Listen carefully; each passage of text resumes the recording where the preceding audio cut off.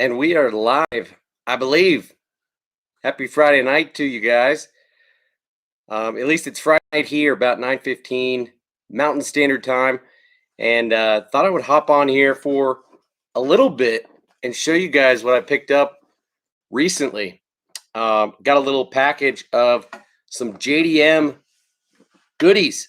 So I want to talk about what motivated me to pick up this package, what I've got in here, and then open it up and show you guys what is in here because pretty cool deal. And I am excited about it. All of these are baits that I do not have, at least I don't think. And there's only like 4 or 5 in here. So we will get to talking about it here in 1 second once we give people a few minutes to hop on. We've got like 3 people in here. Looks like Peyton is in here. What's up, dude? He says JDM baits are awesome. Excited to see what you got. Appreciate it, man. Ron Holly in the building. What's up, gentlemen? Looks like you guys already hit the thumbs up. Appreciate you guys. Hope you had a good week. I certainly did, although the fishing was pretty piss poor for me. I went up to the mountains with my wife and kids. Spent some quality time with my parents. I did a little bit of fly fishing, caught some trout, but the couple of times that I got out on the water this week to do bass fishing, I pretty much struck out. I think I caught like 3 fish total that were bass. Actually, I might have gone out early this week and caught a whole bunch of bluegill, but a little bit of a different story there. I think I caught about a dozen bluegill on Monday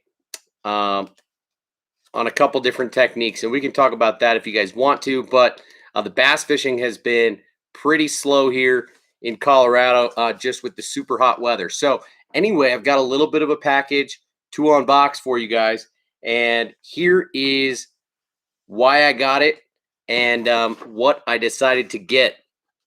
Peyton says, I'm going flounder fishing tomorrow in the bay with some nuclear chicken colored curly tail grubs.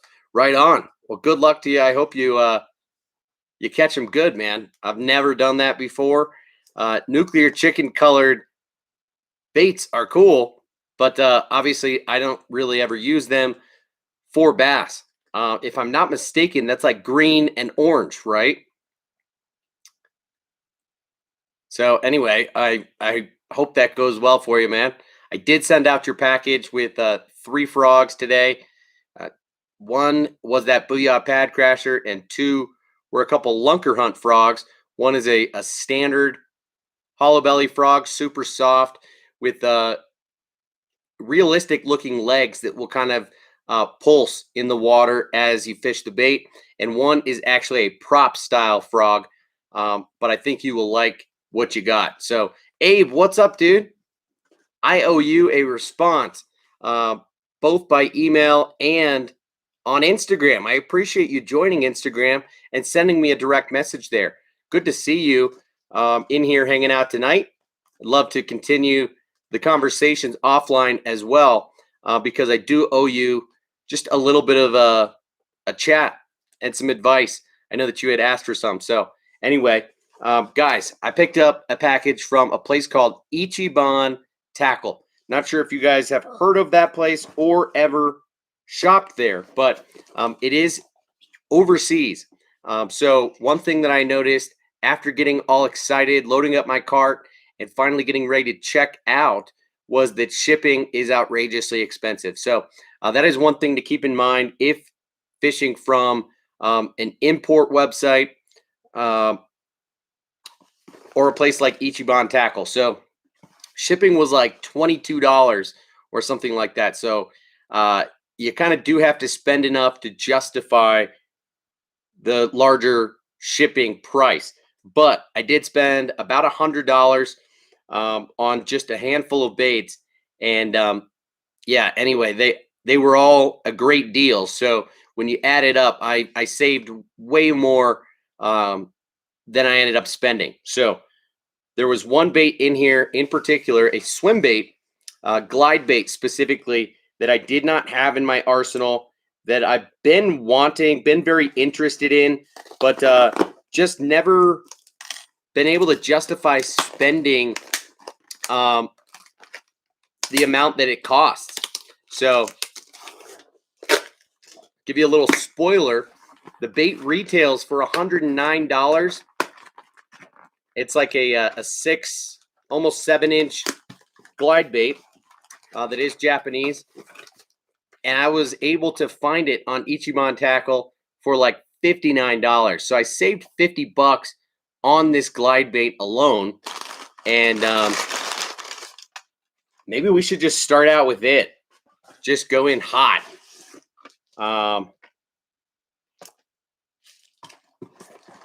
If you guys don't mind, this is what I'm most excited about, so we might as well. Abe, you're too kind. I know technically I don't owe you, but I want to be respectful when it comes to communication and such. So I know that you reached out to me, and I do owe you a response. That's what I meant by it. So yeah, Peyton, $60 for a bait is no joke. But when you compare it to the $110 price tag that it would cost if you buy it anywhere else, it's a damn good deal. So here it is, guys. And it is the Depths Slide Swimmer in the 175 size. So I'm going to pull it out of the package. The Depths Slide Swimmer is arguably the most notorious, the most well-known, the most fish-catchingest glide bait on the market.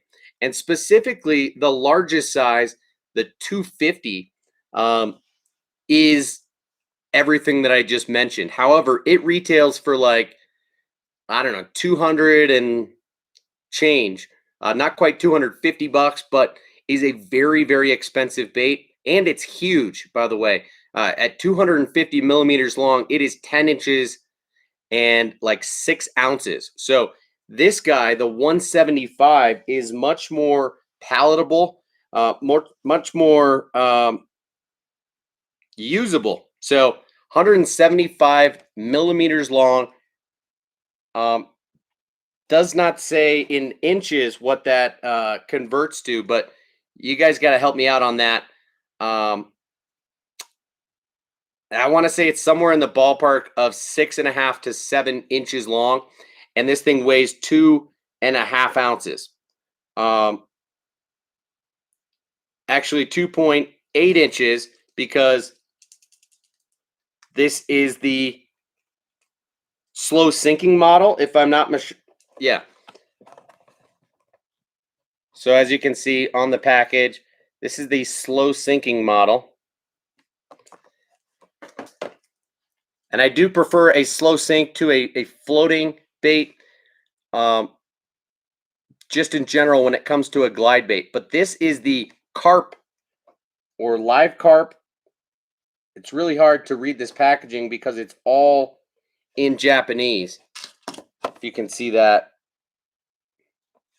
The entire thing is Japanese, aside from the specs at the very top where it says that this is a slow sinking model, knocking sound, length is 175 millimeters, and the weight is 2.8 ounces. So on the bottom of the bait, it does show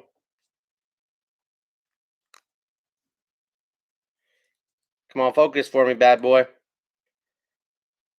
New Slide Swimmer 175 SS.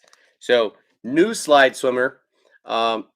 These baits are just built a little bit differently than the OGs from, say, 10 plus years ago.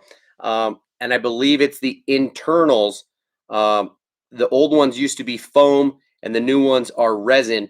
But what's cool about this bait is that it has like a soft plastic exterior to it. So the color on the inside of the bait is protected. It does have a soft plastic tail. It's got a pretty wide hinge to it, but this thing has a very, very natural swim through the water. Super casual, not a very wide S. If you are just going to straight retrieve the bait, it is just going to probably travel 4 to 6 inches off of center. Um, but it is made to be used in all ways like you would a traditional glide bait. So I will most likely be working this thing fairly aggressively. And I like to work it with, 3/4 inch turns of the reel to get this thing to really dart out off the center.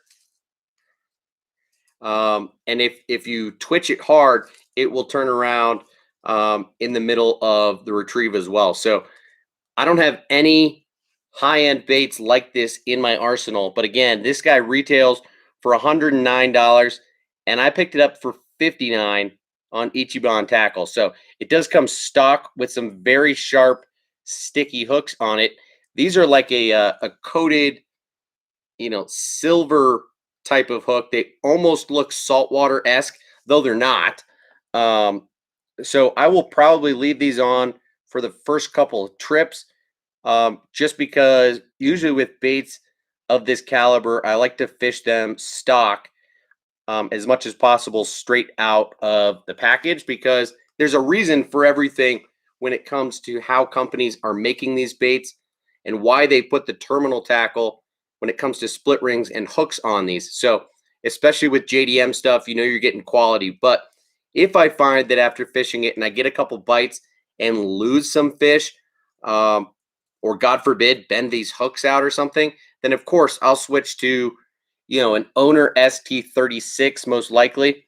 These look like they're probably a size 2, though they could be as large as maybe a 1/0, but I'm not totally sure. So anyway, very, very excited about having this bait, and probably going to be a little bit scared to throw it, if we're being honest.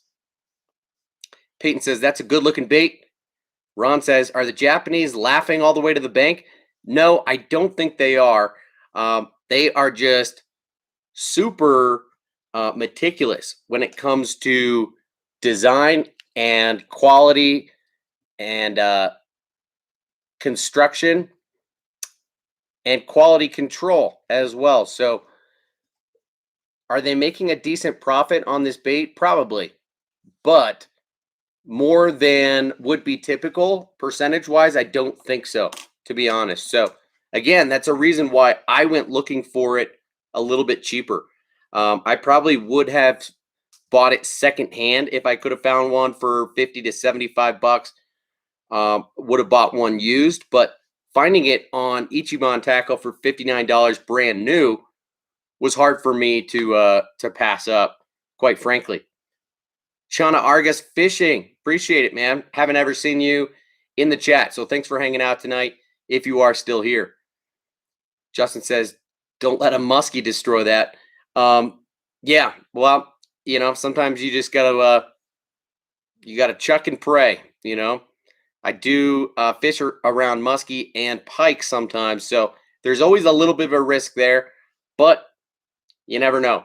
I will fish this thing on 25-pound fluorocarbon on my standard lighter swim bait setup, which I use a Dobbins Fury 795 SB rod with a Shimano Tranx 300 reel with 25-pound Seagar Invisex. And yeah, at 2.8 ounces, it fits right into the range. That rod easily handles 1 to 4 ounce baits. So part of the reason I did not opt for the larger depths 250 in the slide swimmer was, one, the price tag, right? Obviously, it's wicked expensive. But two is the fact that it weighs 6 ounces.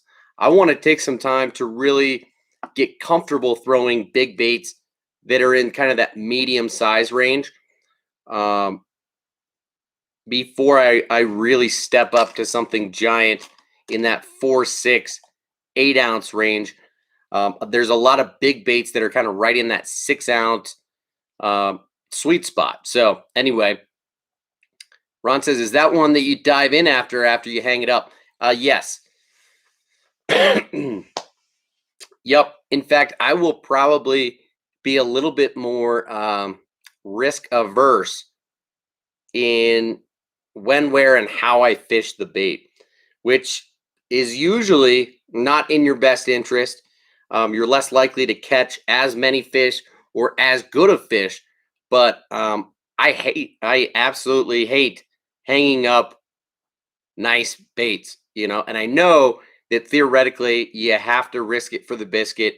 You have to be willing to lose a bait when you tie it on and fish it. So I just haven't fully embraced that mentality just yet. So I will fish it in areas where I know that uh, big bass like to hang out, but I'm not going to get super tight to the bottom or super tight to trees that are under the water, or in and around bushes, things like that. So um, yeah, I'll probably end up catching more 3, 4, 5 pound bass than anything in that 6 to 8 pound class that do exist here in Colorado, but are very rare. So next, got just a couple more things in here, and that is it. You know what's cool is they always wrap your baits. I've heard of this. This is the first time that I've made a purchase from Ichiban Tackle, but they wrap your baits up in like newspaper or magazines um, from Japan. So that's pretty cool. I wish I knew what lake this was a map of, but literally there is nothing in English on this entire page. So, well, there is. It says rental boat Star Wars tournament regulation. I don't know what regulation means. Anyway, pretty cool. So they wrap a couple of your baits in there. They gave me a little they gave me a pack of Kleenex. At least that's what it seems to be.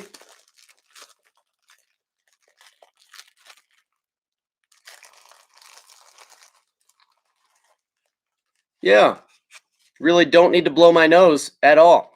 But I guess that was nice of them, and kind of funny that they that's some of the swag that they make and give out when you buy baits. Maybe I guess I could be crying because I love this bait so much. What's up, Matthew? It's just showing off the new bait I picked up from Ichiban Tackle. Little depths slide swimmer in the 175 size.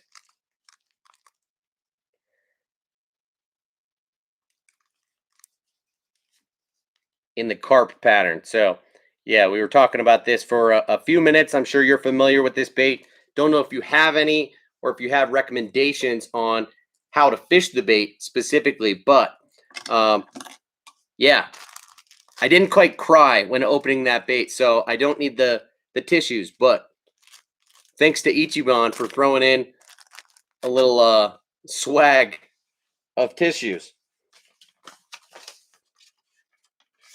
They did also throw in a business card and a cool sticker. That's a little bit cooler. And then my invoice, which shows the 3 other things that I purchased. So again, I only paid $59 for the slide swimmer, and I'm super pumped about that. Matthew says, "What's up, man? Nice. Got the new Depths Sweet Killer from the Depths web member. And I got a TK in the US trout coming." Sheesh, man. You really are addicted to the high end stuff. So, oh, Ron makes a good point, man. Yeah, those Kleenexes are for when you lose the bait and start crying. Good freaking point. But don't jinx me like that, man. I don't appreciate that. All right, guys. So next up, here's what is cool. You notice that this bait is just in a plastic bag and not original packaging, and that is because this is a secondhand bait. Ichiban Tackle sells used baits as well. So this thing retails for, I don't know, 18 to $20, and I want to say I paid $10 for it. $9. And what's cool is they have a rating system based on how used the bait is. They will rate it A, B, or C. A means that it's like new, has little to no wear and tear on it. B means that it has some scratches, and C means that it's potentially fairly beat up.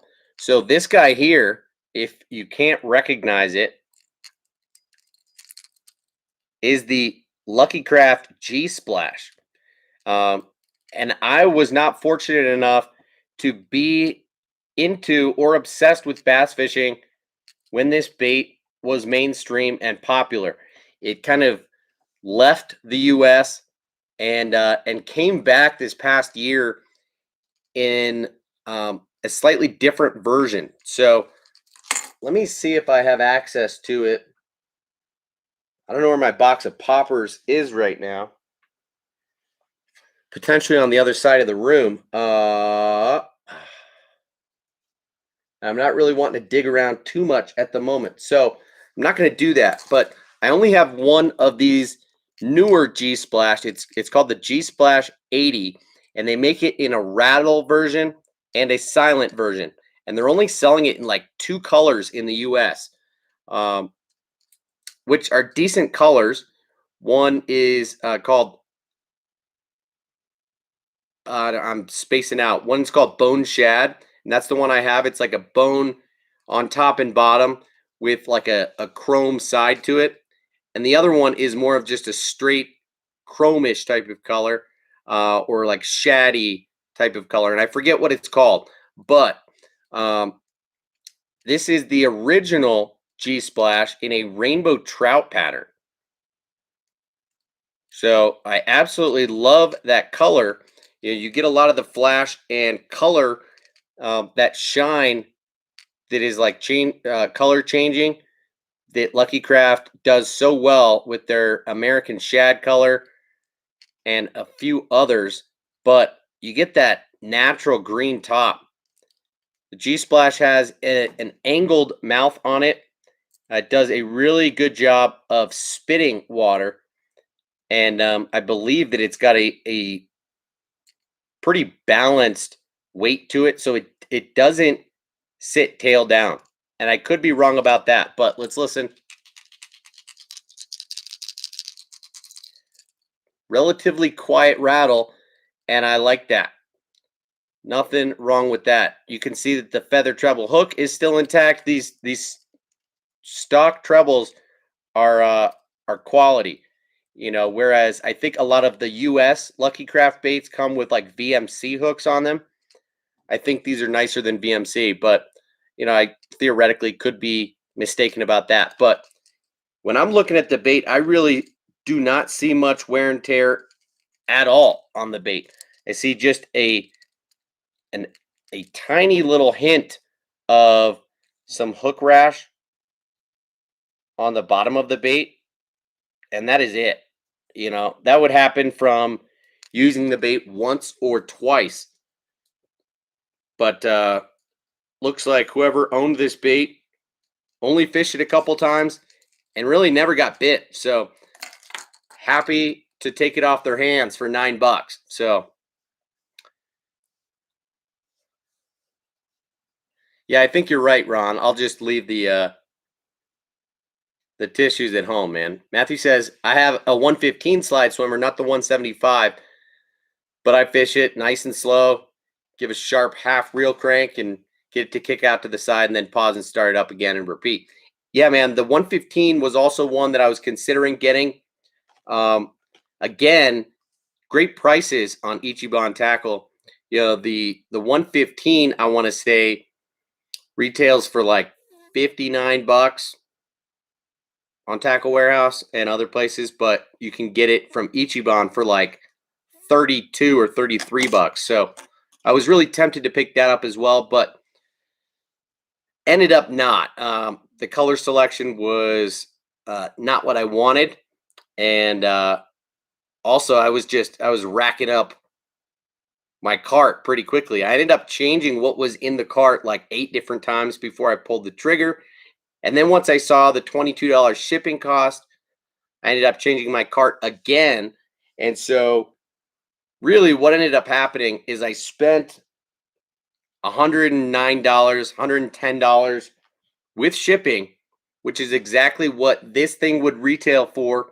So if I just bought this bait straight off a Tackle Warehouse and got free shipping, that's what I paid, is like the retail price. But what I got essentially for free were these 3 other JDM baits. And so you just saw the Lucky Craft G Splash, and the other 2 are the Megabass Pop Max.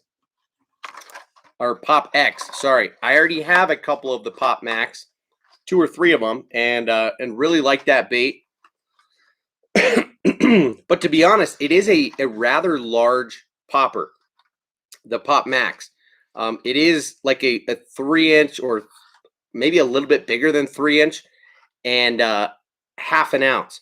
So it's a large popper in the scheme, in the realm of poppers. Now that's relative because they do make some mega size poppers that are out there, and I do have a couple of them, you know, but they really border on walking baits more than anything. You know, for example, I don't know if you can really call this a popper. And it is called the Bubble Walker, not popper. I think the biggest that they make the Bubble Popper in is like a size 80, and this is a 128, I believe. So yeah, this is a big popping style walking bait, but a little bit different than like a traditional pencil popper. So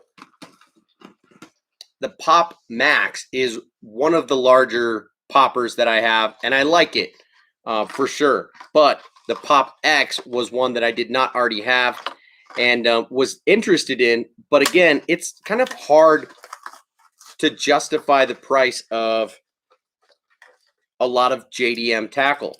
So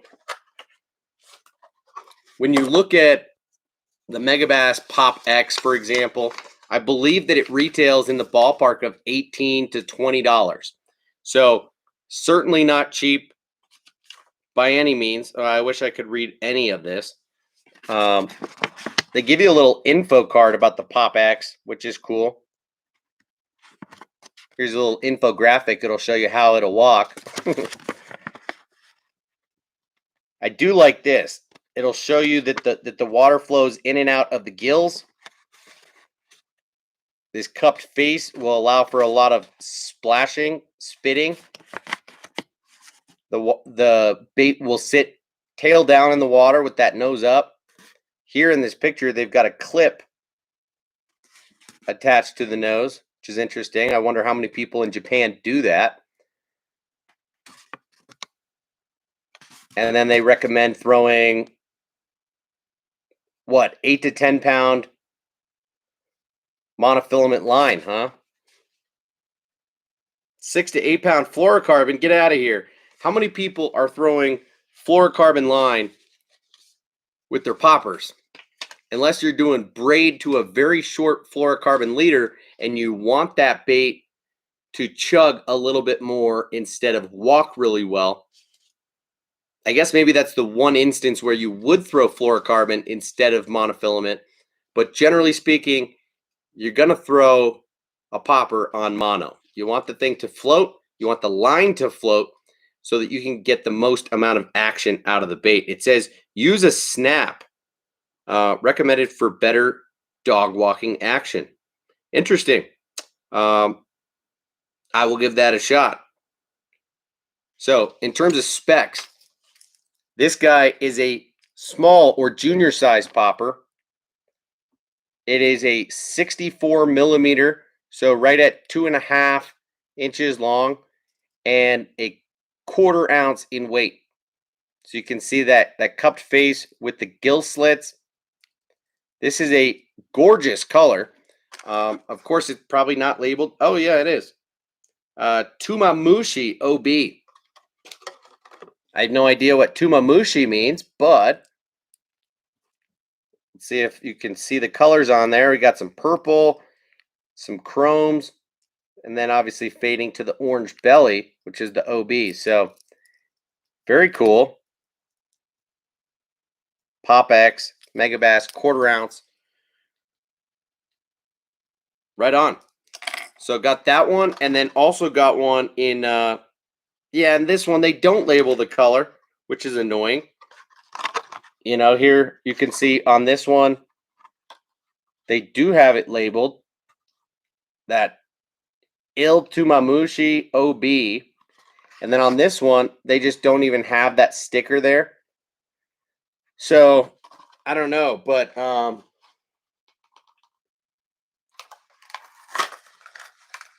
my invoice, it says this color is called GG Bass.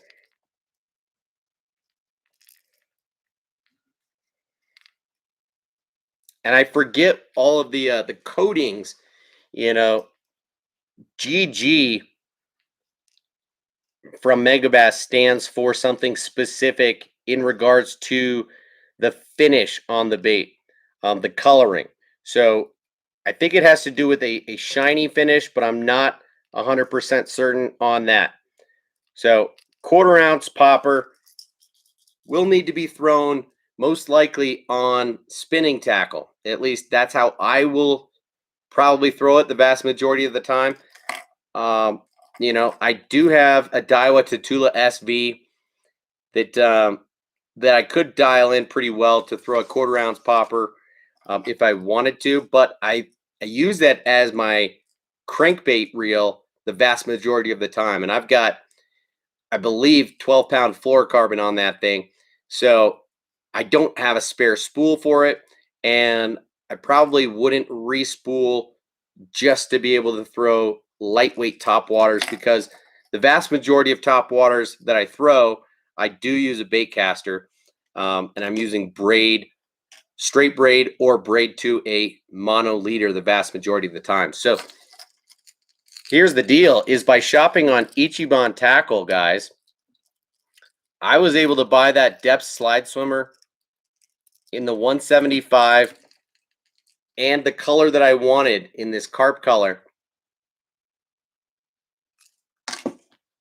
And even with the ridiculous $22 shipping cost, I was able to pick up 3 really high-end poppers that each go for somewhere around $20 a piece, and essentially didn't pay anything for these.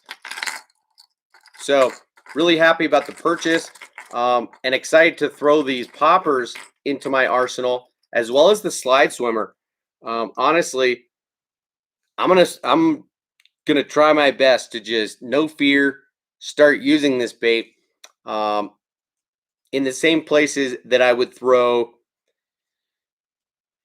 you know, the S Waver and the Arashi Glide, and you know, the Savage Gear Shine Glide, a few other kind of lower end glide baits that I have, and start making this my go-to. Now, I guess the one issue that I have with that, that's cool. The joints are quiet because of that soft plastic. I explained to you guys that this bait is coated in like a soft plastic material. Let me see if it'll focus for you so you can see this up close. I want to be able to show you. And here you'll be able to tell. So the joints are going to hit each other on the plastic and not actually make much noise. So when I click this together, it's relatively quiet, which I think is going to give this bait an advantage, a stealthiness in the water that will perhaps make more fish react to it. I also noticed that it does have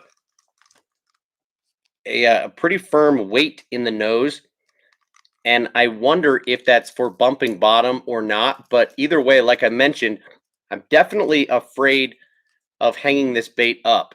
So I probably won't fish it as aggressively as I should, at least initially, until I develop more confidence in the bait. And unfortunately, if that happens, then I will probably pick up a couple more of the baits. And then at that point, I will probably have a little bit more confidence to do what I need to do and not worry about losing the bait. So, anyway, let me catch up on these comments. I apologize, guys. I'm way behind. Russ Dennis in the house. Neil Bone in the house. What's up, gentlemen? How you guys doing? Russ says, chilling with the lady, drinking some beers and starting the weekend off right. Good to hear, man. Wish I was drinking a beer. All I got here is some ice water, but nothing wrong with that. Neil says the hooks might be Daiichi. I wouldn't be surprised.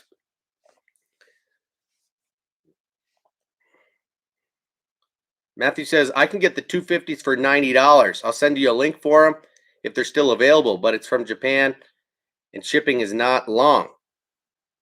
Not long or is long? Because I was very surprised, guys.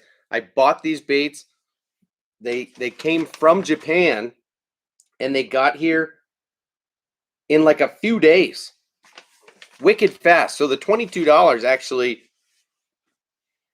one, was worth it because I saved a lot of money on these baits, you know. Saved 50 bucks on the glide bait and saved like 10 bucks on each of the poppers. You know, these baits, like I said, retail for somewhere in the ballpark of $18 to $20 and were like 10 bucks a pop. And that's just what they go for on Ichiban. So if you're spending enough money, the $22 shipping becomes worth it pretty quickly. You know what's funny? I showed you that on the back of the Pop X's, only one of them was labeled with the color. Well, on the front, look what we have here. GG Bass. I'm dumb. Whatever. So, guys, I am pretty excited about that package. I don't know about you guys, but Matthew, send me that link. Yeah, I'll check out the 250s. I don't know that I want to spend another $100. And like I said, I don't have a dedicated setup to throw a 250 at the moment. My swim bait setup really handles baits in the 1 to 4 ounce range, and that's what I want to get comfortable using and throwing first before I really dive headfirst into the swim bait game. I try to be well-rounded when it comes to fishing. I try to mix it up and keep learning as much as possible on all fronts. I know that some days the fish just want a different presentation. And so if you're throwing swim baits day in and day out, I know that that can get frustrating for sure, especially when the fishing gets tough like it has recently. So Russ says, summer fishing sucks off the shore here in Cali. So I'm having to wait till my Old Town kayak shows up sometime in September for the fall bite. Dang, dude. Sorry to hear that. Yeah, summer fishing's gotten a little bit difficult here in Colorado too. So, you know, you just got to put in the time, quite frankly. Neil says, do people call big poppers plugs? People call hard baits plugs, dude. A plug is just an old school term for really like a hard bait. It could be a top water. It could be a crankbait. It could be a walking bait. Not just a popper. Justin says, I fish in a 12-foot aluminum boat. LOL, it works well with a little electric Minn Kota motor. Yeah, dude. No discrimination. You got to do what you got to do. In fact, if and when I get a boat, it's probably going to be an aluminum boat. John boat, dude. I'm not trying to go big. In fact, a lot of our waters here in the Denver metro area, a lot of the waters that I fish are pretty small, and there's absolutely no need for a big boat and a big motor. So I'm probably going to try and remain stealthy and put more money in electronics than in the boat itself. But to each their own, right? If you're fishing big water and you need the size, if you're fishing tournaments and you need the length, it's a different story. So it's different for everybody, right?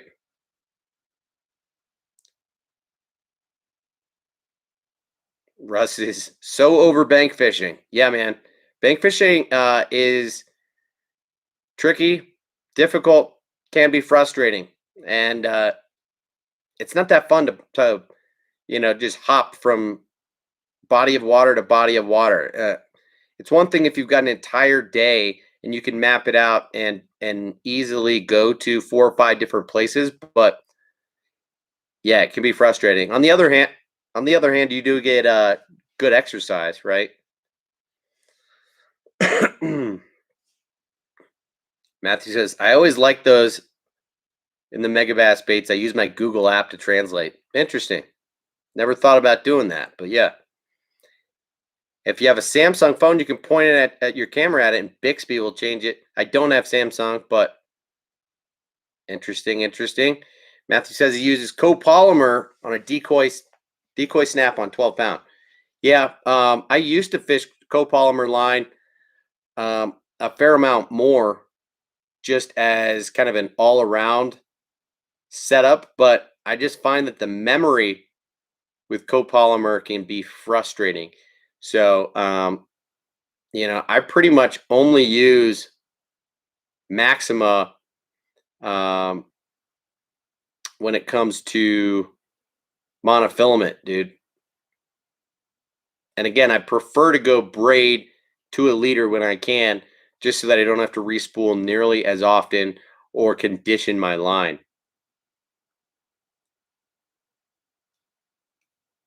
Gosh, I'm so sorry that I'm this far behind. You guys are talking about the GG Bass color. Shoo! Neil says he wants the SV. Yeah, the new SV looks badass.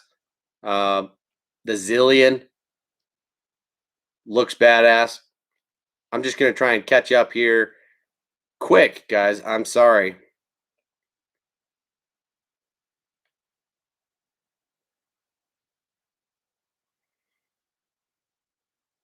Whatever, Russ. That's not gonna piss anybody off, man. You can put braid on all your reels. Nothing wrong with that, man. Um, I think castability is better. You're not gonna have to worry about respooling nearly as often. I use braid on probably 75%, 60 to 75% of my reels. I use fluorocarbon on the other ones. So I always keep, like a cranking setup with 12 pound fluorocarbon and all around setup that I use for chatterbaits and Texas rigs and stuff like that with 15 pound fluorocarbon. And then I'll use like a swim bait setup with more like 20 pound fluorocarbon. But other than that, I do prefer to go braid to a leader. Dude, who just threw a super chat? Neil Bone in the house. Bro, thank you very much. $5 for no reason. I appreciate you, dude. Neil says, I know you're talking about JDMs, but I also wanted to try that jackal. I think it looks so cool with the feathers hanging off the hooks. You're talking about the Gantarel? I've got one up in my office. I could run and get it for you since you just threw $5 at me, bro. Um, Shoo. Let me go get it. Neil, thanks for the $5, man. Didn't need to do that.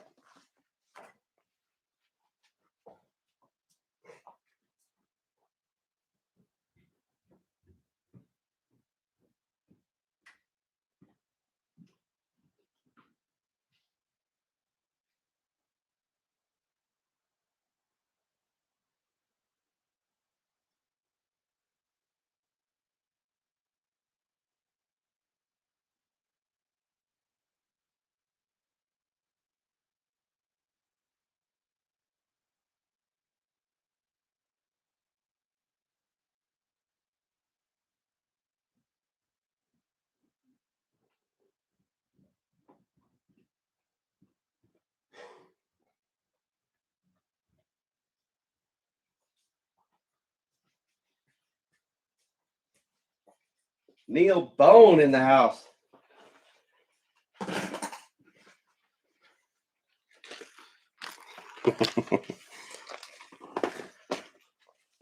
Sorry to freak out over $5 like that, guys, but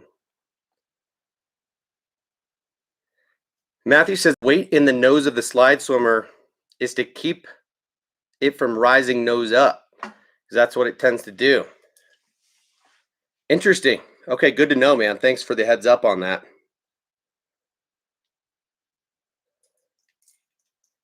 And you're right, Neil. If I get the bait snagged, I am going to swim out there. Got to do what you got to do. I've done it for a couple jackhammer chatterbaits and a couple other swim baits, but not against doing that.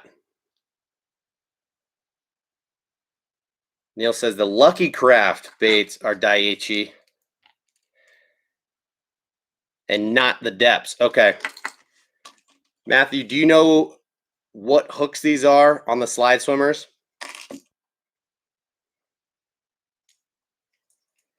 Peyton says, yeah, sometimes just not willing to lose a lure, for sure.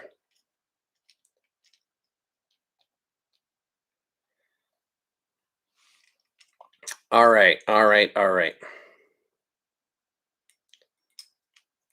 Matthew says, recently been tough here in Jersey. Been having a lot of short strikes on my big swim baits. Like they follow it and barely try to eat it and miss it. Yeah. I don't know what it is, but it's that time of year, man, where they are super finicky. And they're just barely eating baits. It's like they're extra suspicious, but I think it's just more that they are lethargic than anything. So they will follow something that comes through its zone, but they're not charging out, making that decision, and then going for it. It's like they're super lethargic, and it's like they've been fished for so hard all spring that maybe there was a short window of time where they fed up and recovered after the spawn. And then in this summertime, they're really only feeding in specific windows of time. So I occasionally try to plan my fishing trips around the moon phase, and do like to check a solunar calendar. But you can't always make that happen. So again, thanks for the $5, man. I'm almost caught up on these comments. Let me just go ahead and show you.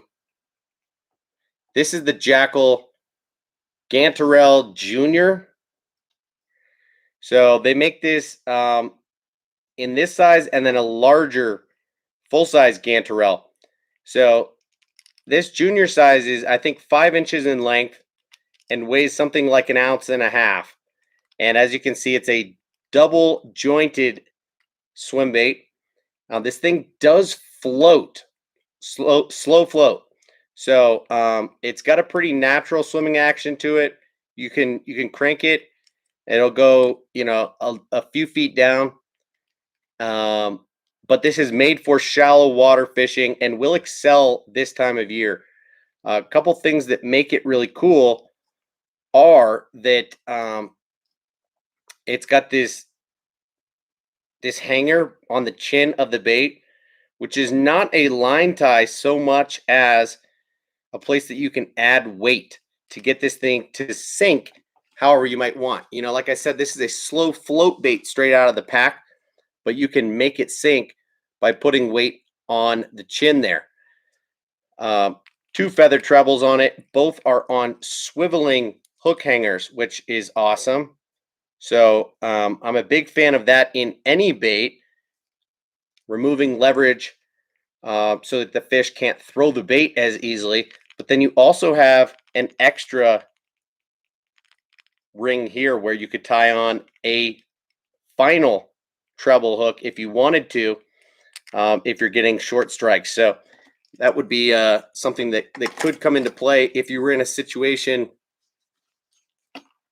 like Matthew is describing, where you're getting fish to inspect your bait, follow it, or just nip at it. That would be where you want to add that little stinger hook on the back. So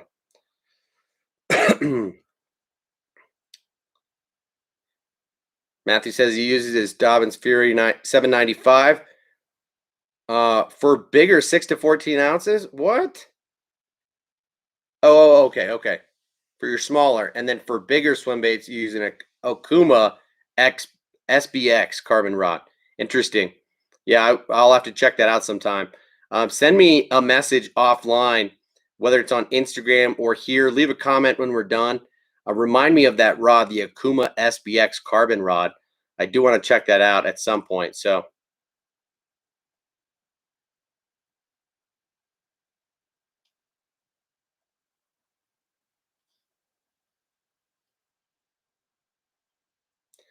Oh, get out of here, Ron. I didn't hit the restroom.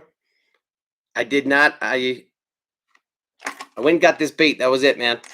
I also got my box of poppers so that I could show you if you wanted to see the difference, say, in size between the Pop Max and the Pop X. There's a substantial size difference here.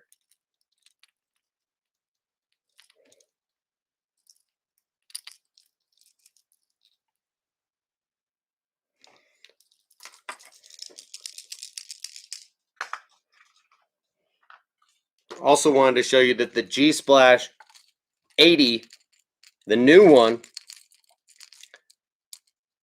is made essentially with the same mold, same specs and everything, but it's got rattle in, or like I said, they make a silent version, and the original has a unique rattle that is totally different than this newer version that is kind of more like a one knocker.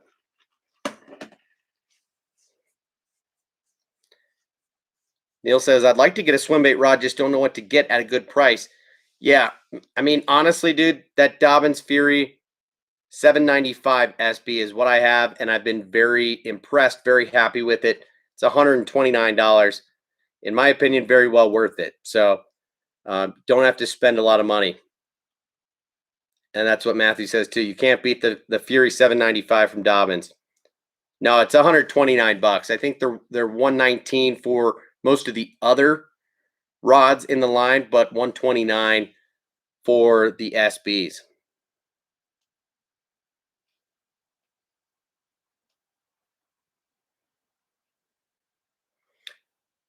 Neil says, what action rod are you throwing that on a swim bait rod? Are you talking about this guy? Or, oh no, you were talking about the Gantarel. You know, that, yes, I'll throw it on two different setups that I've got. You don't have to have a dedicated swim bait rod to throw something that's in that, ounce to 2 ounce range. And I'm sorry, my air conditioning just kicked on. Really didn't need to, and I apologize if you're going to hear that in the background. But one other rod that I will use is essentially what I use for my chatterbaits and my lipless crankbaits. It's a 7'3", medium heavy, moderate fast action. So it pretty similar. The Dobbins Fury 795 SB has a more of a medium heavy than a heavy power to it, and more of a moderate taper than fast. So, you could use a jig rod or something that's going to be a heavy power, fast action. But in my opinion, when you're using something with treble hooks, you want something that's going to have a little bit more give, whereas if you were throwing, a soft plastic swim bait with more of like an EWG or a jig hook on it, then you can just step up and use like what you'd use for frogging and for flipping, something that's just going to be a 7.5 foot heavy power fast action rod. So that's just my opinion, man. Neil says, I just came across my grandfather's old tackle box that he gave me today, and in it had the old Rapala floating minnow and the rattling wrap. Has anything changed from then to now? Isn't that wild? Well, Rapala has been around for a long, long time. So no surprise that some of those baits have been in production for forever and might never go out of production. The floating minnow is one of the OG hard baits out there and still is one of the most popular in the world for multi-species fishing. And I've got a bunch of them too.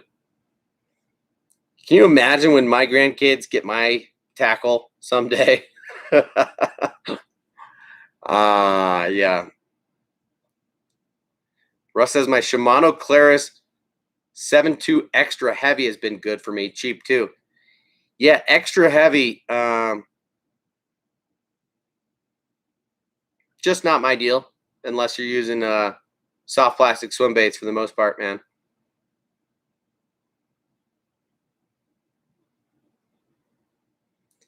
Neil says my heavy is rated up to 2-ounce lures. Yeah, for sure. And that's what I was saying. Is if you're throwing soft plastic baits that are heavy, that are big, and then you're using, like this is a 1/2 ounce weighted hook, and the bait by itself weighs like over 1 ounce. Let me just weigh this out for you.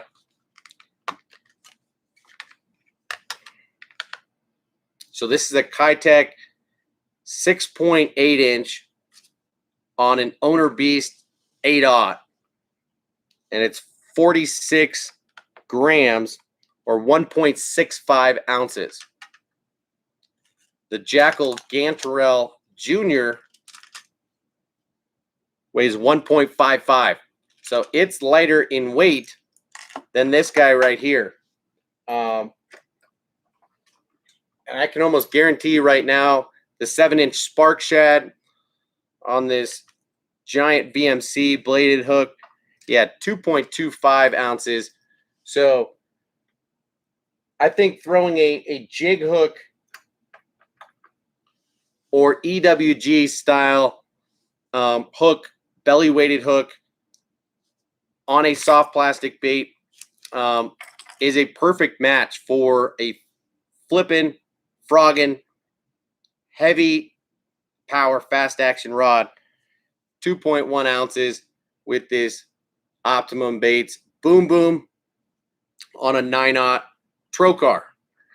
So a lot of these baits will run in that range. Megabass Mag Draft Freestyle with a 6/0 Owner Beast is a great option, and it's going to be right in the ballpark of 1.2, maybe upwards of 1.5 ounces. Great option there. But if you're throwing something with treble hooks, you are going to run the risk of the fish shaking the bait when you've got a heavy power rod. You want to have a little bit of bend to the tip. You still want a rod with a lot of backbone on it, but you want that tip to give for when the fish are fighting, and that you still kind of want to horse them in. So anyway.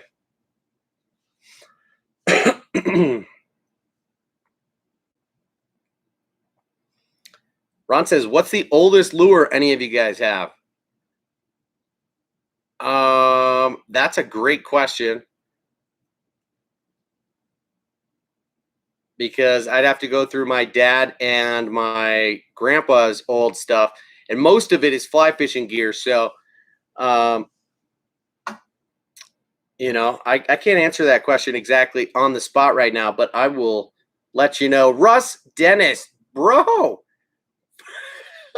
what are you doing? Neil Bone and Russ throwing some cash at me tonight for some beers, LOL. Thank you very much, man. I should have some beers at home right now, and I don't. Well, maybe I'll go out of my way to pick up some beers tomorrow, and then just do my very best to hop back on tomorrow night and drink a beer with you, dude. Appreciate you. Thank you very much.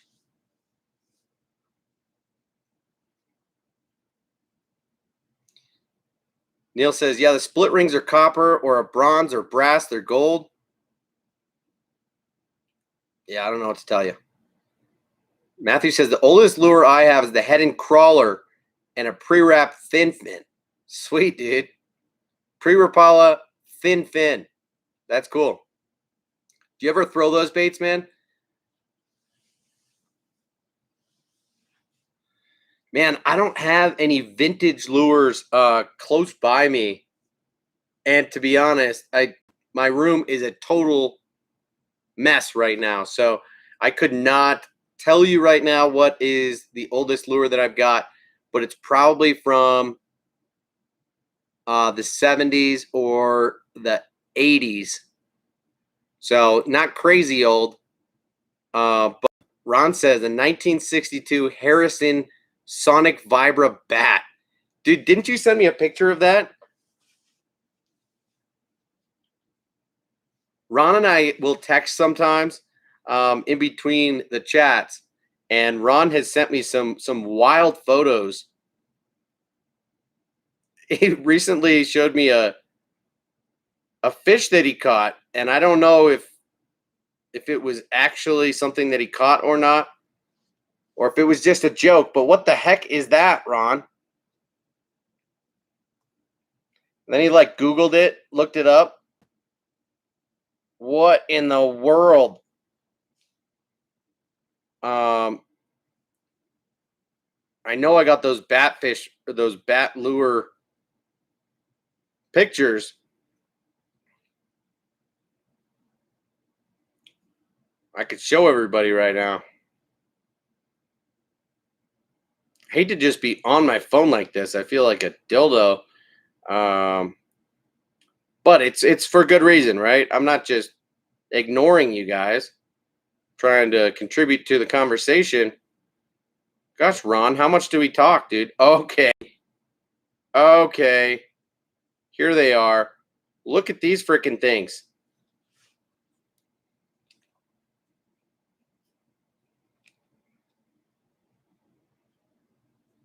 Those are Ron Hawley's baits. The Sonic Vibra bat. That is a 50, almost 60-year-old bait. Shoo!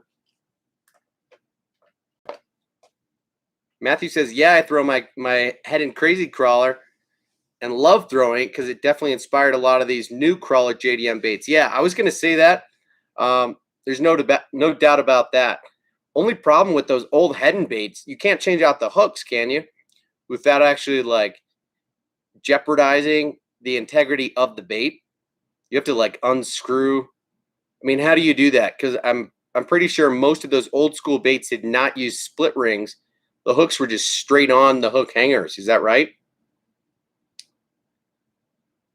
Neil says, I'll send you a picture on Instagram right now of these weird old lures that I got in today. Cool. Yeah, I haven't really gotten into doing a whole lot of like garage sale fishing, trying to pick up old baits like that. It's literally just from, hand-me-down tackle boxes through the generations. And I'm pretty sure when I was a kid, dude, I was straight up throwing power bait and hot dogs and worms. You keep it simple when you're a little kid, unless it's my kids, of course, and I'm going to have them throwing everything under the sun that is artificial. Probably everything but power bait dough, even though that's what I grew up on. So, okay, Ron, that was a joke. That fish, that psycho-looking fish, was on Fish Brain, he said. Pickle Throw, what up, dude? Go ahead, ask me your question. Matthew says, yeah, you cut the hooks with cutters and then put split rings on. Yeah, that makes total. I don't know why I didn't think that you could easily do that, but makes perfect sense to me. And yeah, Ron, when did you actually buy those baits? Did you buy them in 1962 or did you buy them a couple years ago or a decade or two ago? What's the story on those Sonic bat lures, man? Russ says, then mom cooking up some bluegills that you caught for dinner. Yeah, we actually didn't do a lot of catch and cook here in Colorado where I grew up, except for trout. Um, that's something that I missed out on in my childhood, to be honest. We'd fish on my grandparents' boat in the lake by their house, and they had like a pontoon style boat that my brother and sister and I would go on, and we'd have like sleepovers on the boat. So we'd go out in the evening, we'd bring some food, and we'd fish from the boat. We'd go swimming. We'd catch whatever we could, from catfish to bluegill to bass. Um, and we threw everything back. We didn't really keep anything because we'd then just stay out on the boat, spend the night, sleep under the stars, and then go park the boat in the morning. And yeah, so I grew up fly fishing just as much as anything, and I was one of those kids that just loved to cruise around and catch whatever. I would catch snakes, I would catch crawdads, I would catch fish, but my friends and I would go to the creek, catching snakes along the way, just playing with them, looking at them, usually letting them go, and then we'd go down to the creek, and we'd literally have a bucket, a roll of twine, and some hot dogs. And we'd freaking tie up a piece of hot dog and we would dangle it under the rocks by the shade and wait for the crawdads to come out, latch on, and we'd pull them up and scoop them into the bucket. And we'd just catch, a couple dozen crawdads, look at them, pull them out, play with them, and then we'd just let them all go before we went home. I wasn't raised to bring home and cook everything, though I kind of wish that I was a little bit more redneck in that way and would have cooked the snakes, cooked the crawdads, cooked the bluegill and bass and all that. But no, never really got into that, man. But I hear you. So in 1962, $1 or something for those two baits. Funny thing is, you could probably get those same baits for about that price these days. Now that's the unfortunate thing is, as far as the sport of fishing has come, a lot of stuff that is like out and old school is not considered like prized possession. I was wondering, I watched Alex Rudd earlier tonight. He was streaming, had Alex Epperson from Oklahoma's Worst Angler and Kevin the Baitman Baxter on, and he was saying, or he was showing some new baits that are out, and Duo Realis just recently created a Pikachu line of baits, which is really kind of wild. But I bet baits like that and the Megabass Gong and certain other baits that are a little bit more, I don't even know the right word, but novelty is really what I'm thinking of. If you kept them in the package and did not fish them, you'd probably be able to sell them in a couple decades for a decent profit. But unfortunately, fishing's not really one of those things where you can make a big buck on reselling stuff. So Matthew says, got the crazy crawler 10 years ago. Interesting. All those trout you saw on my IG were barbecued the same day. So good and fresh. I hear you, Russ. I do the same thing when I'm up in the mountains with my girls. I should say my family. I get that wrong still. Having a 4-month-old son. I always refer to my kids as the girls. I refer to my family as me and the girls because that's all it's been until now. But when we go up to the mountains and go to our little private spot that we refer to as the fishing cabin, a little stretch on the Colorado River, we like to do some catch and cook with rainbow and brown trout there as well. Same exact deal where I'll catch them and then within a couple hours we'll fillet them up and make some little trout nuggies.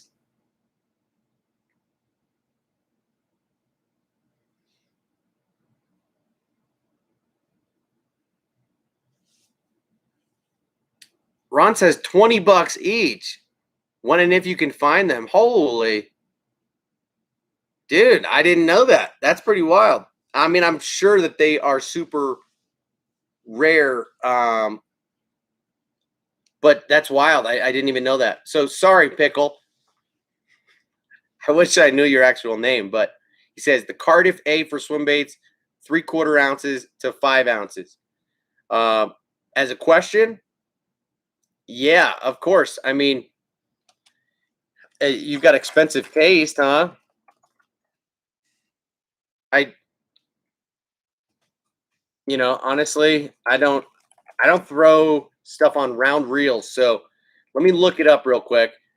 Um, I don't know why I assumed the Cardiff was the more expensive series. It is the more budget friendly series of round reels by Shimano, but I've heard nothing but good things about those reels, to be honest with you. And yeah, I think you could throw heavy baits on that. So it just depends on what you're using, because you'd have to adjust your line size. So um, honestly, with the way that technology has gone in the last handful of years, in the last decade or two, you really don't need to use a round reel anymore, unless for some reason you prefer that giant profile. Um, Personally, I like a low profile reel. So um, stuff that I use for swim baits are like the Shimano Tranks and the Daiwa Tatula. I use the Tatula 200.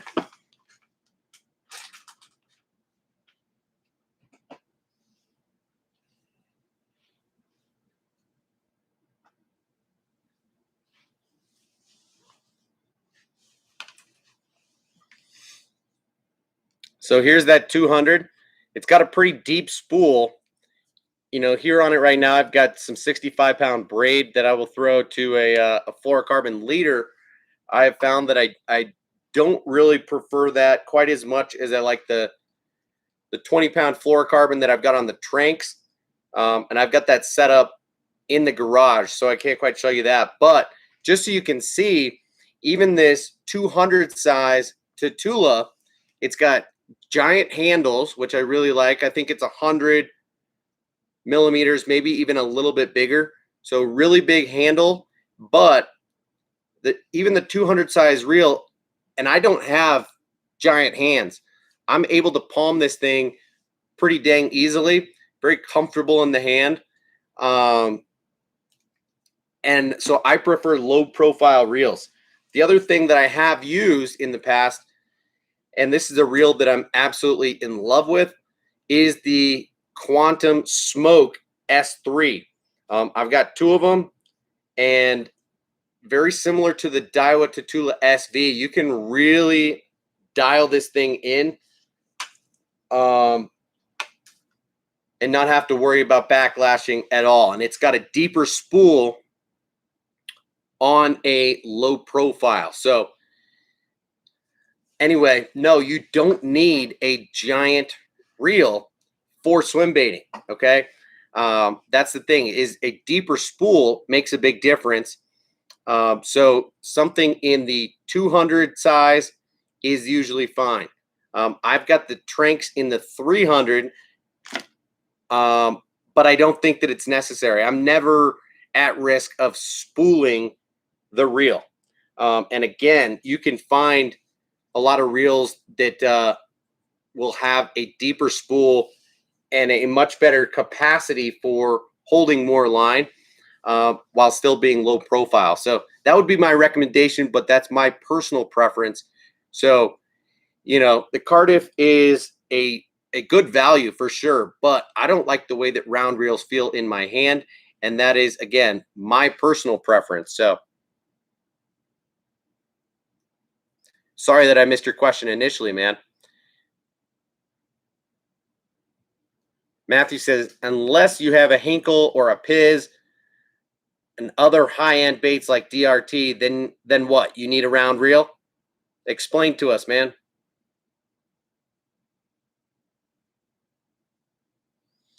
Matthew says, I use my Lew's 300 Super Duty. Love them. Got 2 of them. They're tanks.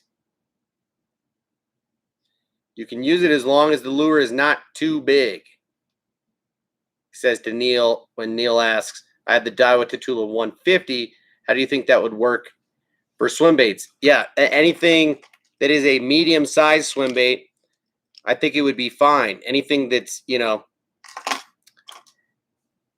less than 3 ounces, you're probably okay. The only issue is, and you're more likely to wear out the reel more quickly.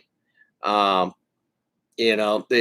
most standard reels are not meant to throw big heavy baits, and then the drag is not made to be able to handle fighting big fish on big gear. So yeah, Matthew makes a good point. As long as the lure's not too big, it should be fine.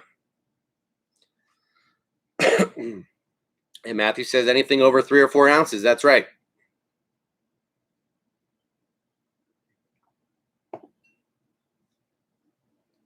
Matthew, what do you nah on the resale value of those baits? What are you talking about? The bats?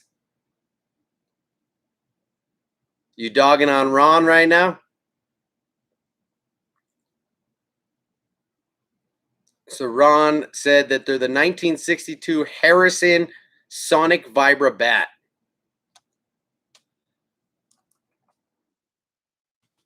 The point that I made was that it's very difficult to find anything that you can really make a good profit on fishing wise. It's just not a good,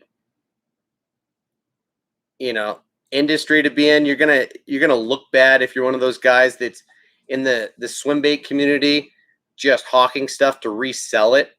And for that matter, it's going to exist in a lot of other industries too. It doesn't make sense to jump in on those drops and really buy as much as you can, only to then resell it for a 50%, 100% profit. You're not going to make a lot of money doing that. But yeah, Ron, I see those Vibra bats selling for $6.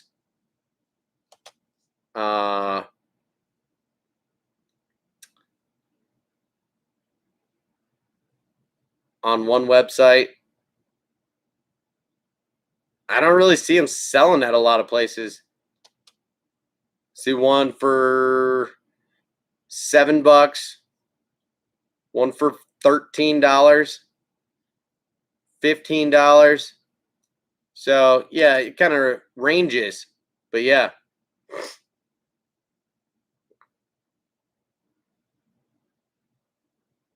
Not a problem, Pickle Throw. You might have thrown the conversation off a little bit, but not a big deal, dude. You're welcome to pickle my brain anytime you want about anything. So just glad that you're contributing in the chat. Tell us what your name is, man.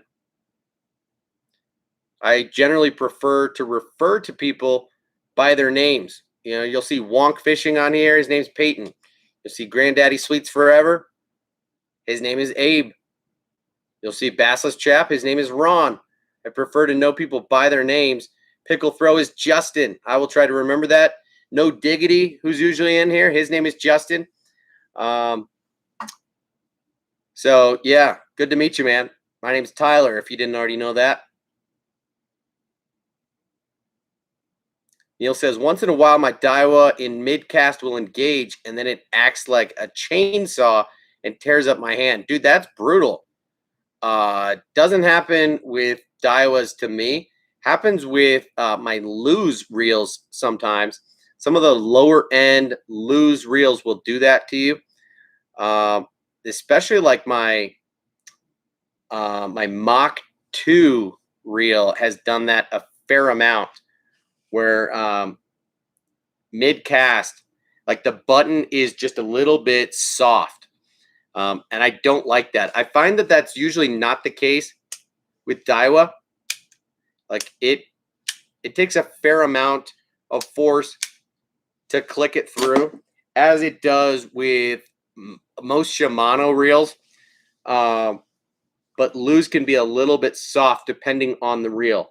Now, then again, I've got a few of the custom black reels by Lew's.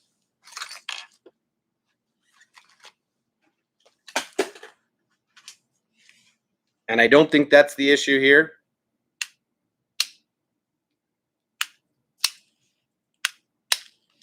So, you know, that's kind of from reel to reel or based on the specific model that you're using, but that's unfortunate when that happens, you know. Matthew says, nah, I'm saying that the resale value on those Piz and Hinkle Trouts are ones that you could make money on. Sure, for sure. But again, that's not something that you want to be buying up a bunch of and be that guy who's selling them, right? You don't want to be known as the guy who's got a bunch and is trying to make a profit on Hinkle and Piz swim baits, right? You'll very quickly get tagged as that guy in the swim bait industry. So, yeah, the Citizens guy, working class zero guys. Yep, those people exist. You don't want to be that guy. Straight up.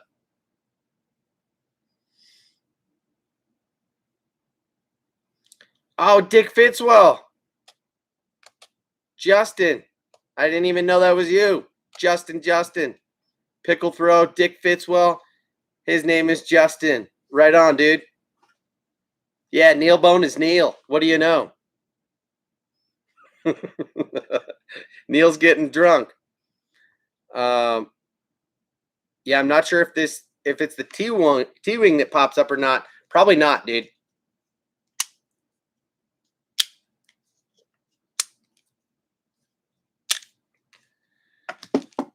I doubt that's the issue.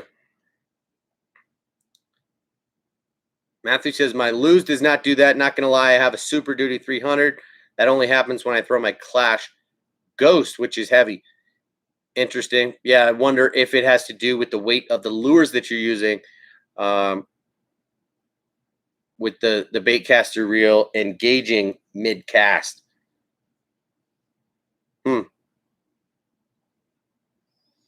Russ says, my Shimano Curado E7 is the best workhorse I've ever owned. 2009, still works.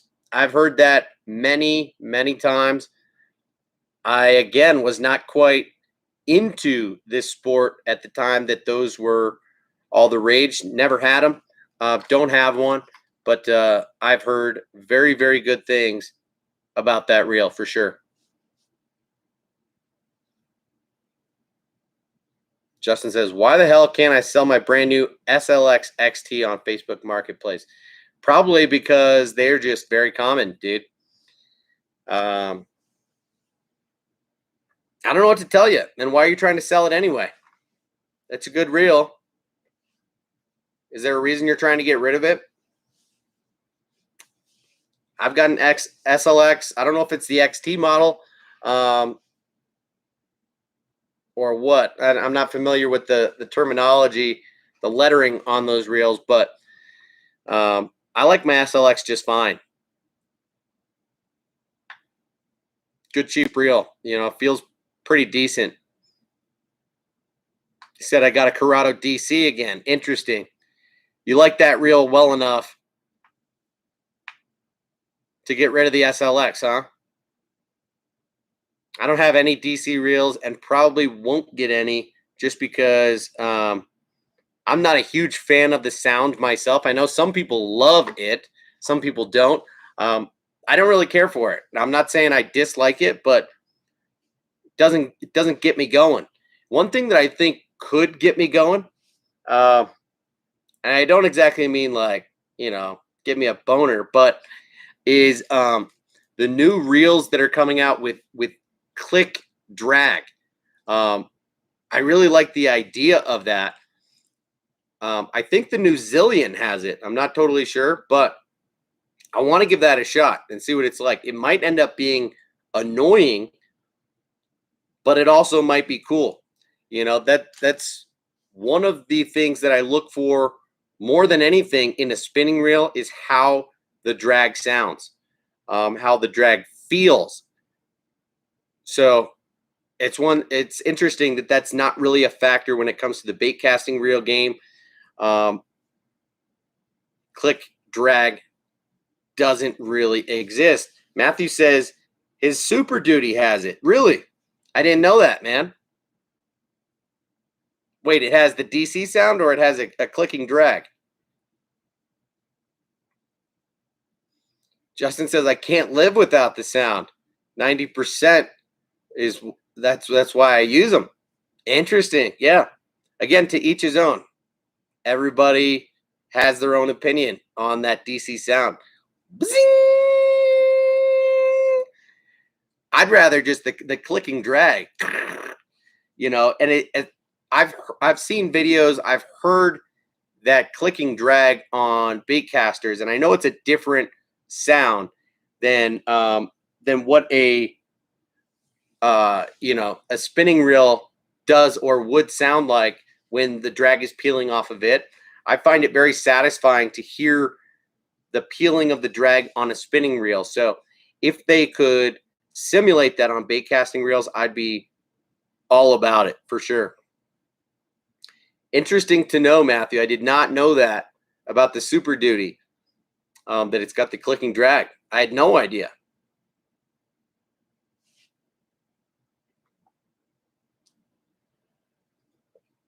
Neil says he thinks that after some time you get used to the DC sound. Huh. Yeah, I can't quite see that. Again, I've never owned or used a DC reel. But to me, it doesn't seem that appealing. And, so I'm just not interested in spending the extra money to get the DC technology because, again, I feel confident in my abilities to adjust my brakes and I'm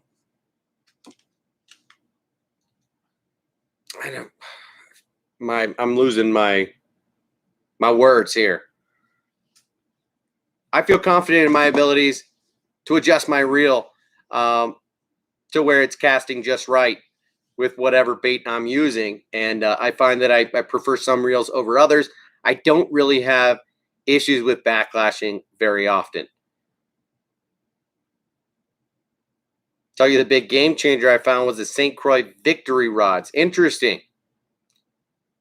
Why do you say it was a game changer for you, Justin? What do you love so much about the Victory rods? I mean, St. Croix makes great stuff. Don't get me wrong. In fact, I've got one of their lower end, the Triumph, for my medium light spinning setup, and love it. 3.5 ounce, 7.1 medium heavy rod. So super light, but medium heavy rod. Are you using it for casting or spinning?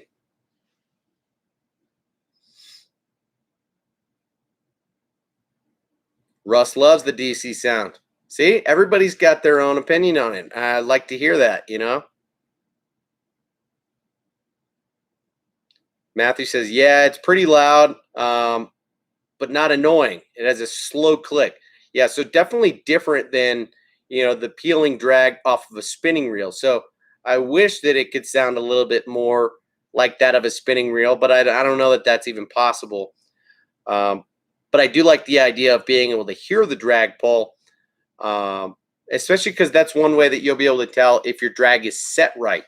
You notice that if you're using a spinning reel, you can tell very easily when your drag is too loose and you're reeling and the drag's just going. So you tighten it down while you're fighting the fish. Or if they're not pulling drag, you know that your drag's too tight.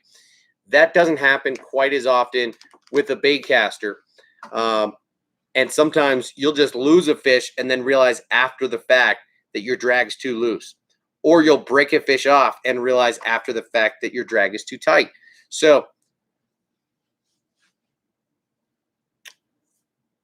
Matthew says, I'm really itching to buy that Bass X rod from St. Croix, the one that Ben helped design for the price. You can't beat it.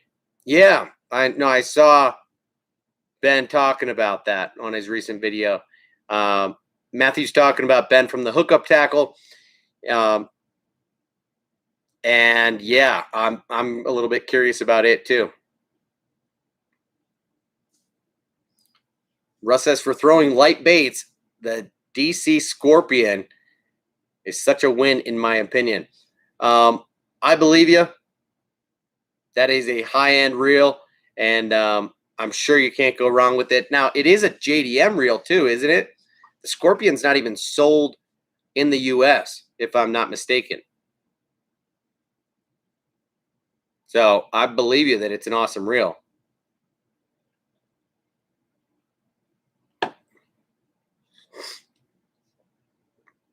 And yeah, Neil, you're right. The DC is crucial on windy days where you'd be more likely to backlash, you know, in the wind. Totally agree. But again, if you can dial your reel in, tighten down your brakes a little bit, that you can prevent that. But of course, you're going to sacrifice a little bit of casting distance. Maybe the DC comes into play there. I don't know.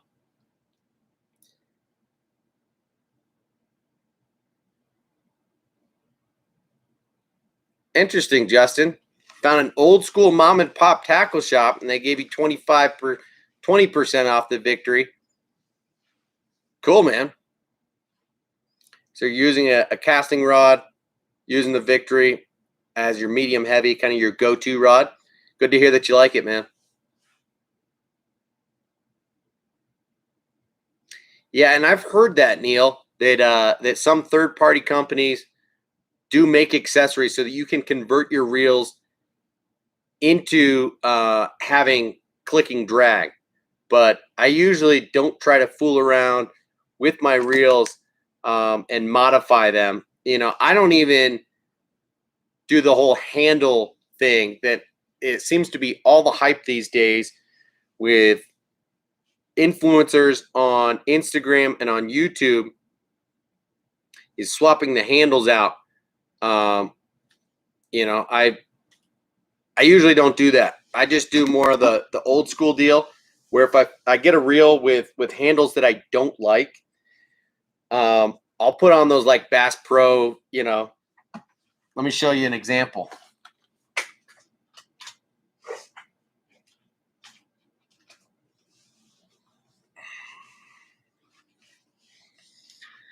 So here's a purchase that I kind of regret, but this is the Lose Classic Pro. I had seen a video from, I want to say Debo, that he posted about this reel, and then I saw it and decided to pick one up, mostly because I was curious. There's a couple of spots that I fish from the bank where I'm fishing on both sides of like a bush or a tree, and it's much easier for me. Like I use left-handed reels for everything, okay? And again, this is a personal preference thing. I grew up fly fishing, so I use my left hand to strip line and my right hand to cast and to fight the fish. I am used to using my dominant hand to work the rod and my left hand to operate the line and the reel. And, you know, it's hard for me to really see how guys use right-handed reels, switch hands to cast, then switch hands to start retrieving, and then use their non-dominant hand to set the hook and fight the fish, just using their dominant hand to reel. So I never used right-handed reels, but thought that there would be an application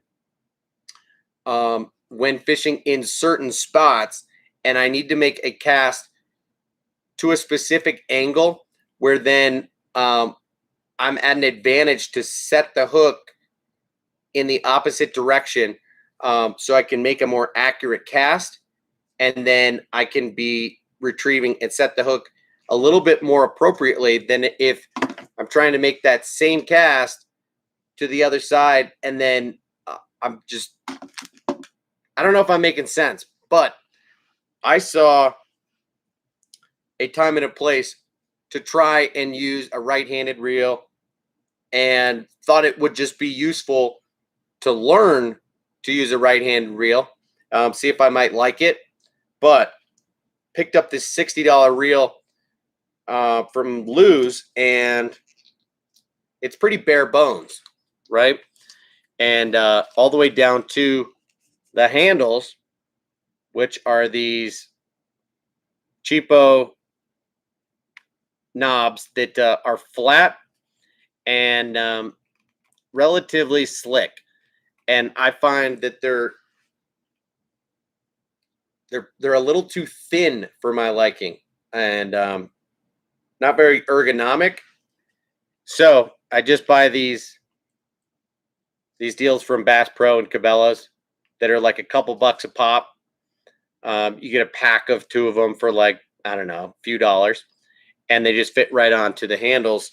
So that is mostly how I alter. Sorry to go on such a rant there. Golly. YouTube cause Bass X is a redesign / remodel. Okay. I know it is. I'm sorry I'm behind. Who says they got to go? Who says they got to go?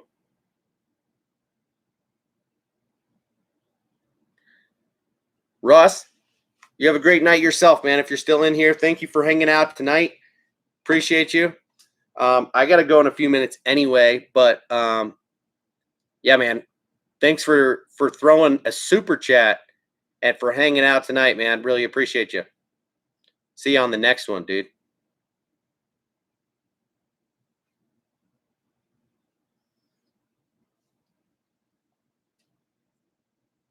Justin says, every day DC helps pay less attention to casting, more into your next cast. You got to at least try it if it's in your budget. Well, I just might. You know, you never know. You never know. Doesn't make sense.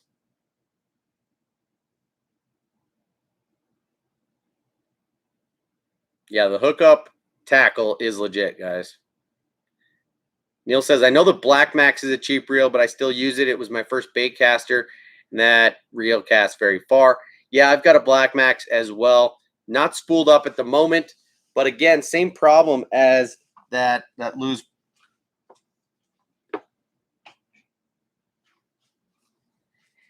And same reason that I bought the reel in the first place. You know, I don't know if Debo was talking about both of these reels at the same time, but the Black Max is about the same price point. So also in that cheaper, 50-ish. Is it like $60 or is it like $40? I got this in a left-hand model.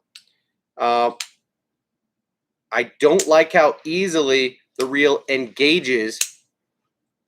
So I could see that being a problem. Is it engaging mid-cast? It,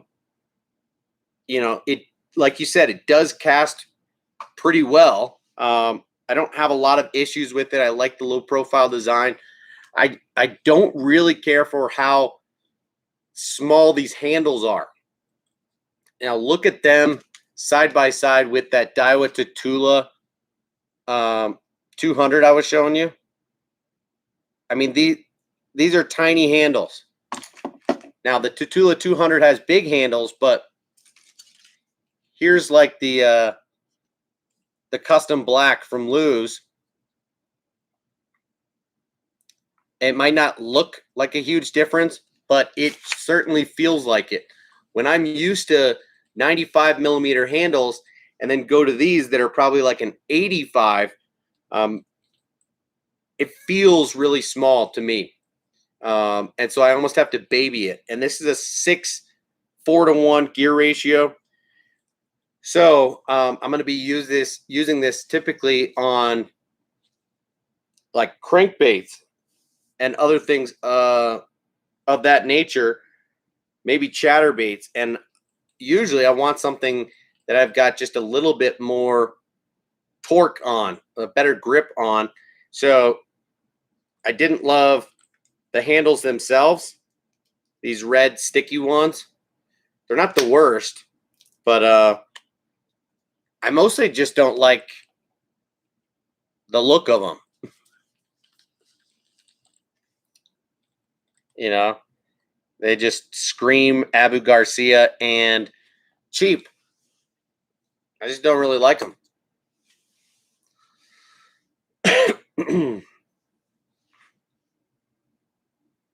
All right, appreciate you, Matthew. Yeah.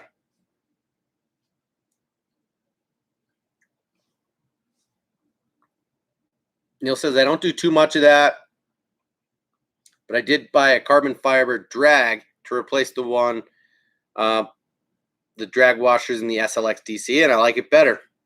Good to know, man. I know Debo wants to bring you on his live one time. Looking forward to that. Yeah, that should be cool. Been talking to him about it just a little bit, and so hopefully we'll be able to do that in the next couple weeks.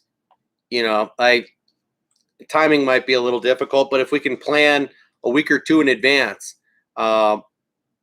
yeah, I'd love to go on and hang out with a bigger group of people. I know that he ends up getting 200 or 300 people on most of his lives, so it would definitely be a little bit different.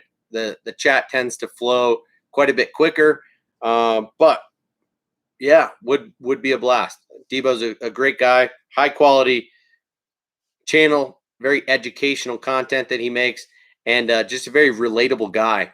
So anytime he'll have me on, will be fun for sure. Matthew says, I use my dominant hand to reel on my smaller rods, but then on my swim bait rods, I reel left-handed because it feels weird with the rod on my left side when my dominant hand is right. That's what I'm saying, man. I don't know.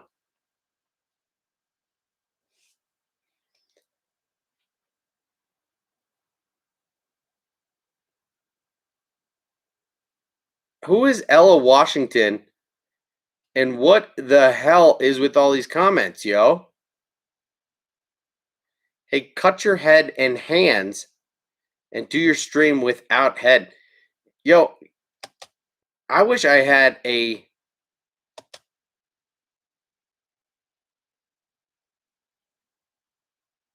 I'm timing you out, Ella Washington, for 300 seconds.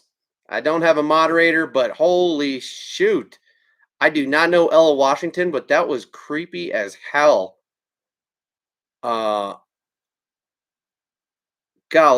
guys, I'm going to try and end this in the next 6 minutes so that she doesn't have an opportunity to do any more creepy shit like that. What just happened? Matthew says, that's the reason I love the 115 millimeter handle on the loose Super Duty for my big swim baits. I hear you, man. Neil says he's never had any issues with the Black Max engaging mid cast. He's got 2. Thinks I'll be okay. Yeah, I just almost have too many reels and don't know where and when to use this.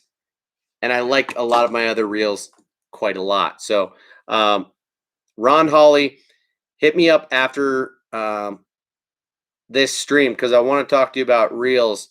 I know that you've made a couple purchases recently, but you mentioned that that 1 or 2 of them were, back ordered. So let's talk about that. Ron, do you use left-handed or right-handed reels?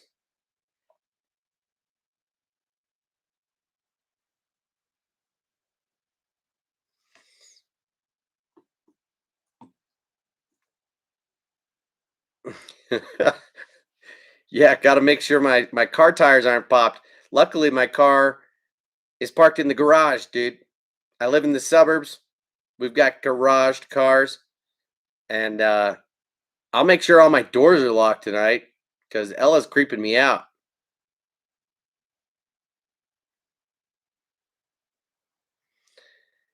Ron uses right-handed reels. Damn, dude. Okay. I was going to make you an offer um, to grab one of my reels that has not been used. It was right up your alley of what you were looking for, but they're left-handed. So, yeah, I was going to give you an opportunity to save a little bit of money and get the reel quicker. But I certainly don't want to force your hand in using a left-handed reel if that's not your preference or your style. So, anyway, Matthew says probably a dude. Well, Ella Washington, whoever it is a freaking creep. Yeah, Justin's trying to offload that Shimano SLX, Ron. You could always buy that from him. Justin, nice little subtle plug there, dude. All right, guys, we've been on for an hour and 45 minutes. I'm going to dip out, but here's the goal. I'm going to use some of that beer money from Neil. I'm going to get some beers and try to be on around the same time tomorrow night, around 9 o'clock Mountain Standard Time, if I can. If you guys have any suggestions of what you want to talk about tomorrow night, throw it at me. In a comment after this video posts, or email me, hit me up on Instagram, whatever. Just fun hanging out with you guys. Thanks for checking out my 4 new baits. I'm pumped about this slide swimmer in the carp color and these 3 new poppers. You know, the G Splash used to be kind of all the rage, and I don't know why it went out of production, or why it stopped being sold in the U.S. for a period of time. But I like how the rattle in this one is different than the rattle in the new ones.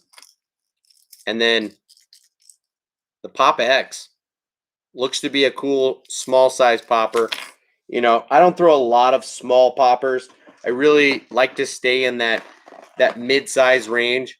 And you'll see, just looking at my box, that most are in that 3/8 or half-ounce size. I really only have like a handful of small poppers, and they're pretty much the Rebel Pop Rs and the Strike King, whatever they're called. What are the Strike King poppers called even? I don't know. But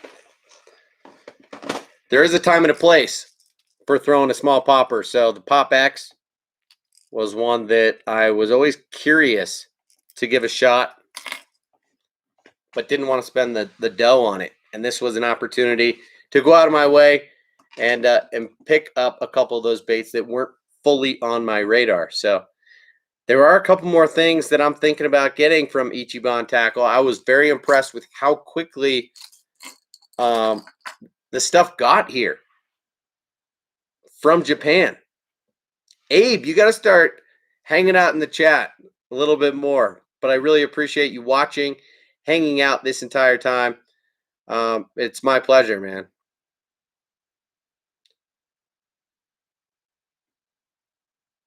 Yeah, the Rebel Pop R is a good one, but there's definitely a time and a place for throwing different baits, getting a different action in terms of the way that the bait sits, how you work the bait, if you want to walk your poppers, if you want to displace more water, if you want a different rattling sound. All those things can make a difference in how many bites you get, how big of fish you end up getting to bite the bait. So, sure, man.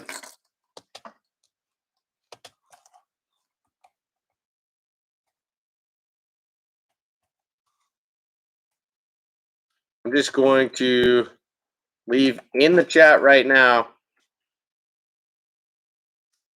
ichibantackle.com. Okay. I'm looking at some crankbaits more than anything right now. Stuff that you really can't find anywhere else. So As you guys know, I generally try to buy and showcase stuff that is a little bit more mainstream.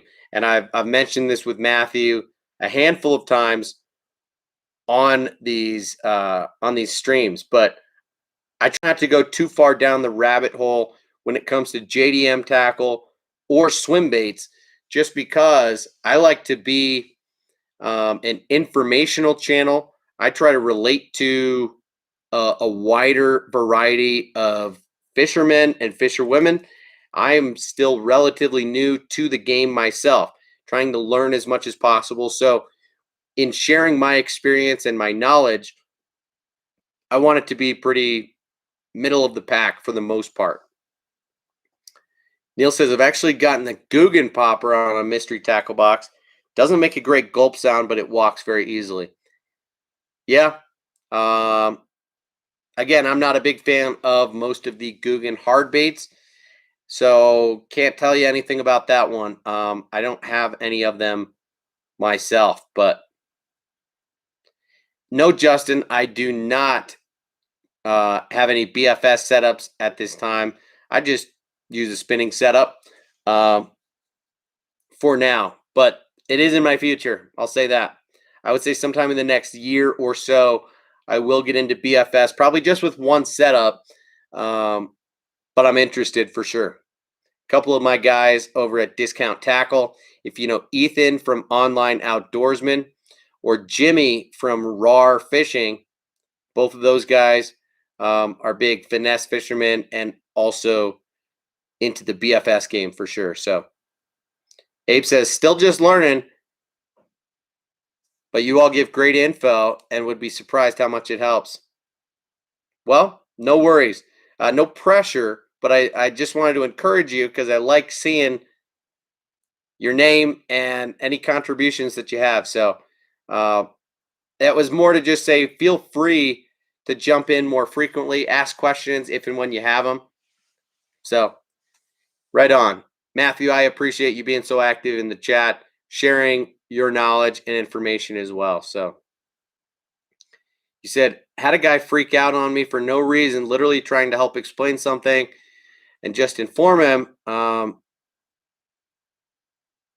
he went straight to calling me names. Haha. When and where was that? What are you talking about?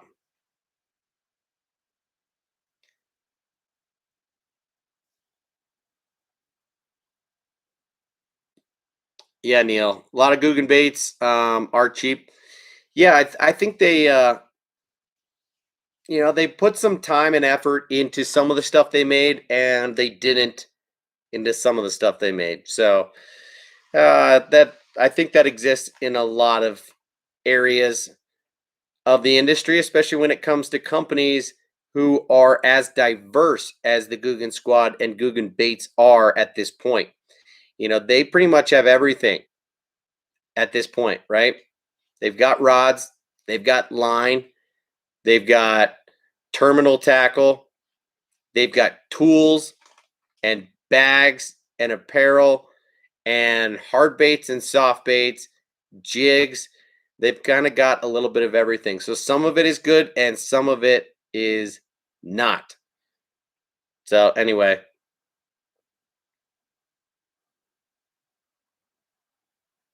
yeah, Ella's going to be back on here in a minute if I don't hop off, guys. So Neil says, yeah, Jimmy's the man. He's the one. If you're looking to get a third-party part to have the clicking drag, he's probably the guy to talk to. Interesting. Yeah, I didn't know that. The hook hangers in them baits bend out very easy after 6 smallmouth on a jerk bait. Theirs was demolished, taken in water. Interesting. Yeah. I'm not gonna badmouth Guggen baits, but I stick to their soft plastics for the most part, and I still find that that I like them. I don't love them. You know, I think some of them are good, and some of them are not. As I said, all around. So, guys, on that note, you all are great. I'm not going to say any of you are good, and some are not. I think you're all great. Appreciate your time. Thank you for hanging out, and hope you have a great rest of your night. And hopefully, I'll see you tomorrow night. We'll see. Cheers, guys.